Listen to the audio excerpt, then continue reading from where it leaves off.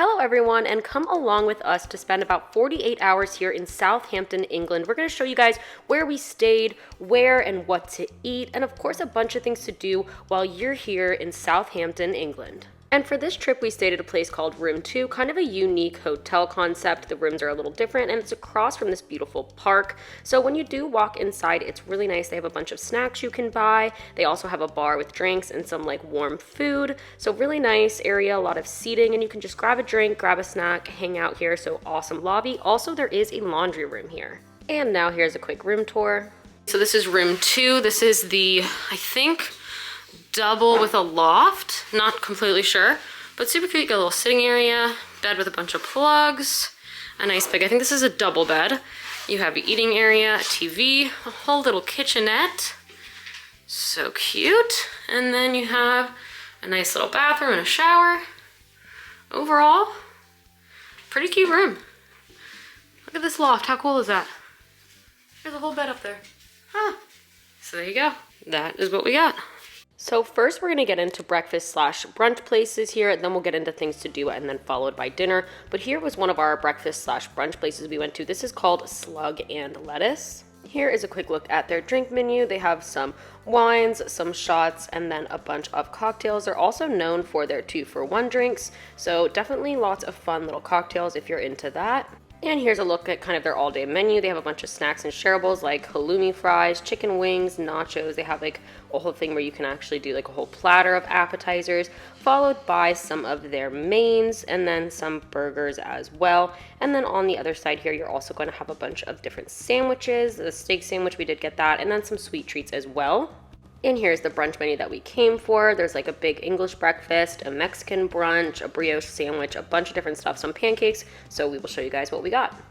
This is the burrata toast. The burrata is on the top, and then we did add a side of 2 poached eggs on the side there, as you can see, very pretty. This is the steak sandwich. We asked for it to be medium rare. It looked a little bit more medium, but very pretty dressings on that, along with some sweet potato fries. And then next up, we have the big English breakfast. Comes with an egg, sausage, British bacon, which is like ham basically, toast and beans, and hash browns. And here is a video of just the steak. Comes with french fries, peas, and tomatoes. And now let's hear some live feedback of the food. Kane also got a steak sandwich. What's your opinion on it? It's a little cold. The flavor's phenomenal. Flavor's phenomenal, a little cold though. The burrata, the poached eggs, and this little honey chili sauce is fantastic. How's your steak? Little medium, but A little medium for sure. Pancakes, this is bacon. I like their bacon. Hash brown and fried egg.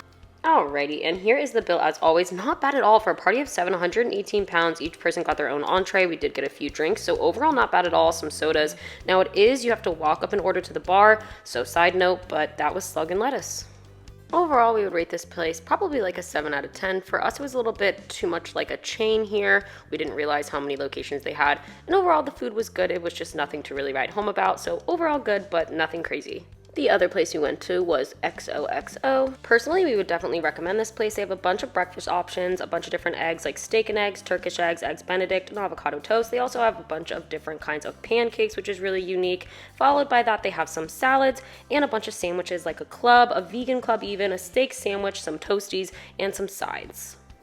This is their steak and eggs, pretty unique because it does come on a piece of toast. Following this is going to be the steak sandwich, cooked at a perfect medium rare to rare, which is how he ordered it. Can you tell the boys love steak? Also, he did get a side of bacon. I ordered a cheese and tomato toastie. What a UK little staple. I love their little toasties, but I did add bacon to it. It was phenomenal. Actually, you guys, it was really good. And this is going to be the huevos rancheros, poached eggs. It's also going to be on toast. Beautiful presentation, also very well liked. And lastly, here is a shot of the bacon maple pancakes. We definitely recommend this spot. Great service. It's actually sit down, you get served. The food was fantastic. And I would give it an 8.5 overall out of 10. So definitely recommend XOXO. Now on to some things to do while you're here in Southampton. Now this is pretty obvious, but take in the scenery. I mean, it's a beautiful city. Look at this just magnificent park in the middle of the city, so lush, so green, and of course there's so much history throughout the entire city. Make sure you go visit Bargate, which is actually in the town center. The town center has so much to see, but Bargate is really cool. It's from like 1180, I want to say. It was the defense of the town, and it's still there. So it's really cool to take in the scenery, walk around, take it all in. Also, by Bargate on weekends, there's this little like outdoor farmers market with a bunch of street vendors, which was really fun. I don't know if it's every day. It's probably just on weekends, but make sure you take the time to take in some history. And as you walk around the city, you're going to see some really cool shops and restaurants, like this one with the roasted ducks hanging. Just a bunch of unique little places you can go pop into. Make sure you go pop into a local pub and grab a drink. That's always super fun, but you'll see a bunch of different things as you walk around here in Southampton. Something we did here was the Titanic Museum. Really, it's actually called the Sea City Museum, and that houses the Titanic exhibit.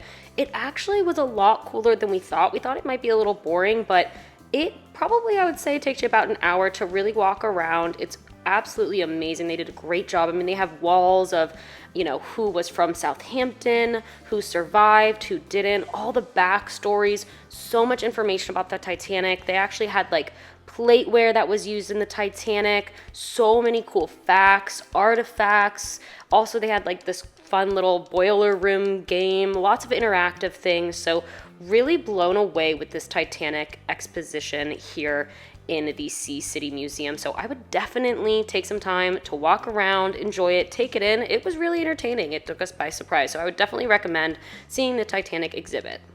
When it comes to nightlife, we actually went to the Mayflower Theater and we watched a theater show, which was really fun. So I'd recommend checking out what they have going on at their local theaters. Also, I've heard that Bedford Place comes alive at night. We also found this little bowling alley / arcade that was in the mall. So that's something fun you can do as well. We did Houdini's escape room, so we did an escape room one day for fun. It was good. I would say in America there's some that are a little bit better, but overall it was a fun little way to pass an hour, so that's also something you can do with the family. That's a good time. You can also go to one of the casinos here in Southampton. There's a couple. I don't have any videos inside, obviously, because that's not allowed, but this is the one that we went to. We had a great time playing in the casino one evening.